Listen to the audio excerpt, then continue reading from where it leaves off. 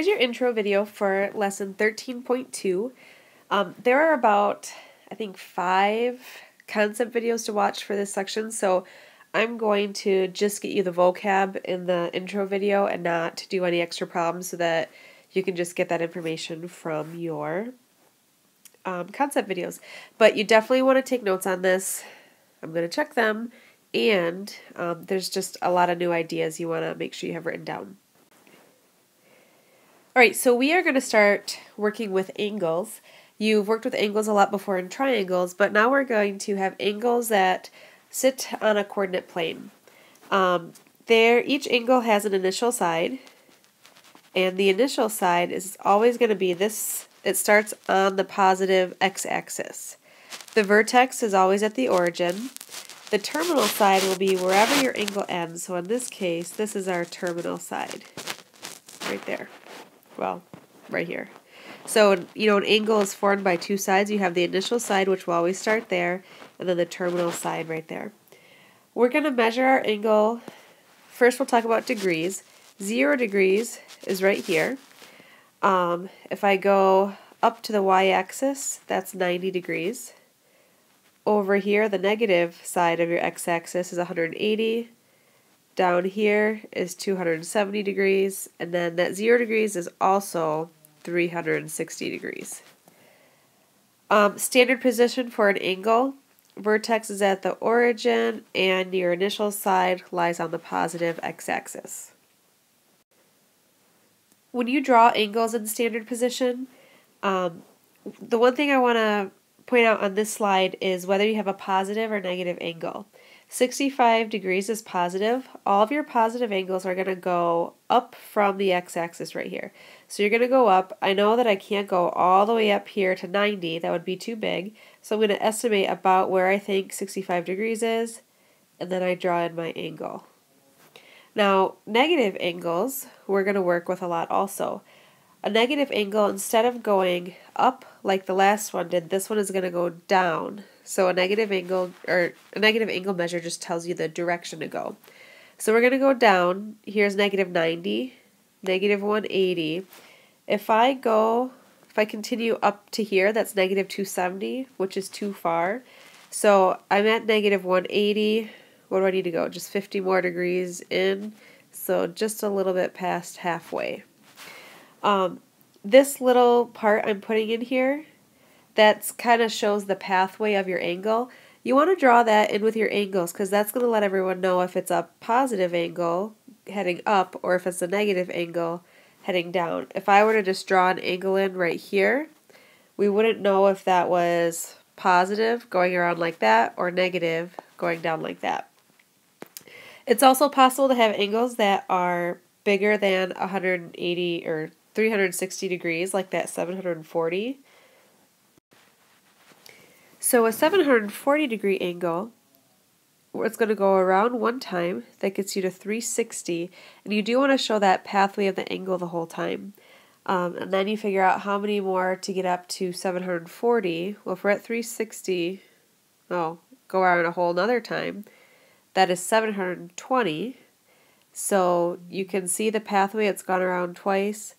And then we just have to go 20 more degrees into this quadrant. And that's what 740 degrees would look like. Coterminal angles. You're going to have to find coterminal angles in homework, on quizzes, and on the test. These are angles that have the same terminal side after the rotation.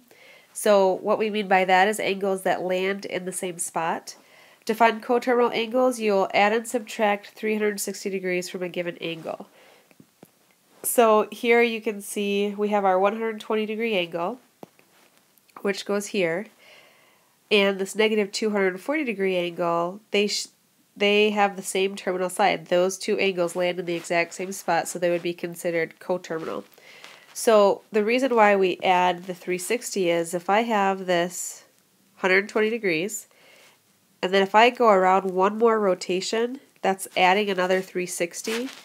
That would be 120 plus 360. That would be a 480 degree angle, which is coterminal with the 120 because they land in the same spot. So that adding 360 just gets you around another rotation. to get a rotation the opposite direction, we would just subtract 360.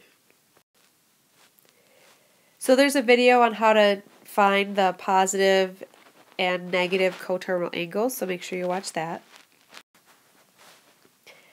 Alright, radian measure. You guys have never seen radian angles before. They're pretty awesome. They make a lot more sense than degrees, so embrace radian angles. Just tell yourself you're going to love them, and if you love them, they're going to make a lot of sense.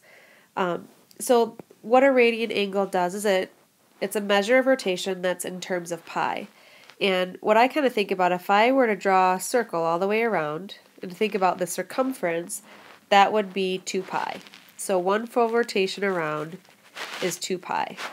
Well, if I only go halfway from here to here, that's going to be half of 2 pi, which is just pi. So 0 degrees, which is right here, or 360 degrees actually, if you go around one full rotation, is equal to 2 pi.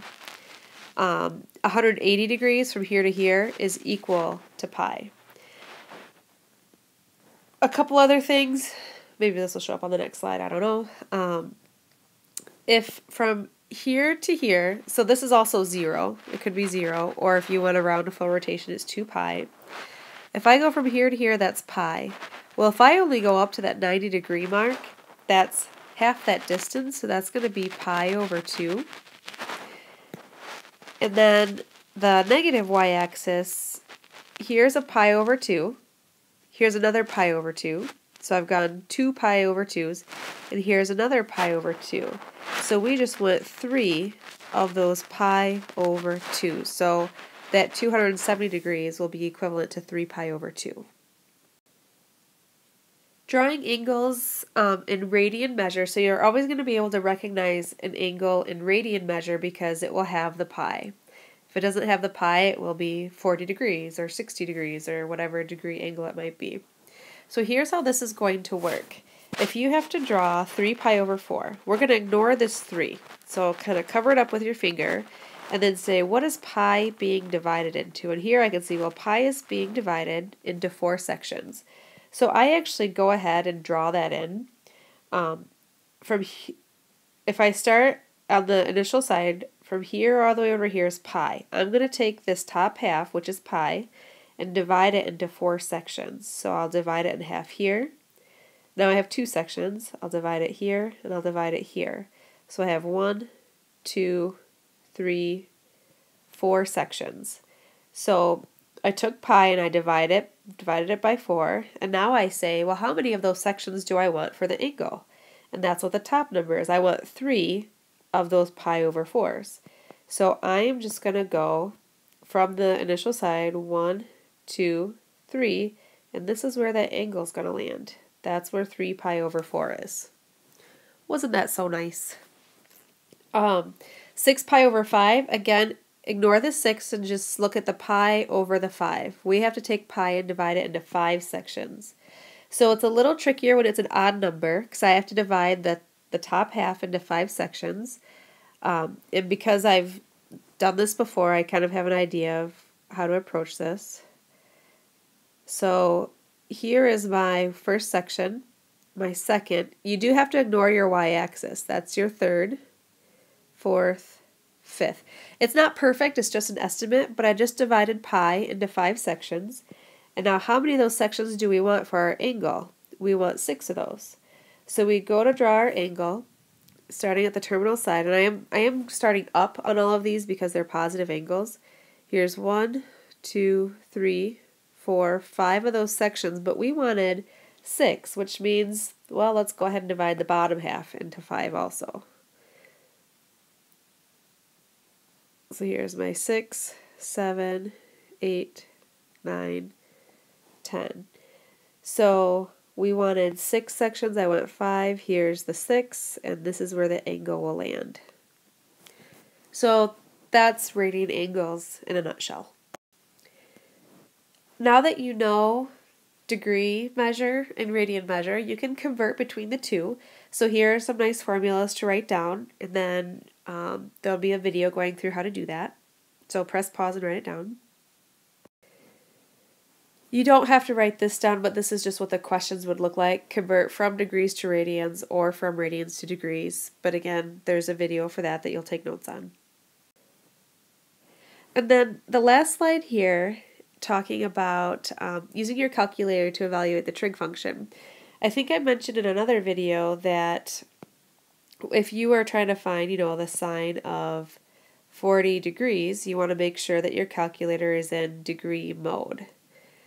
Well, if you are finding the sine of pi, or the sine or cotangent of 3 pi over 5, these are radian measures. If you have your calculator in degree mode, you are not going to get the right answer.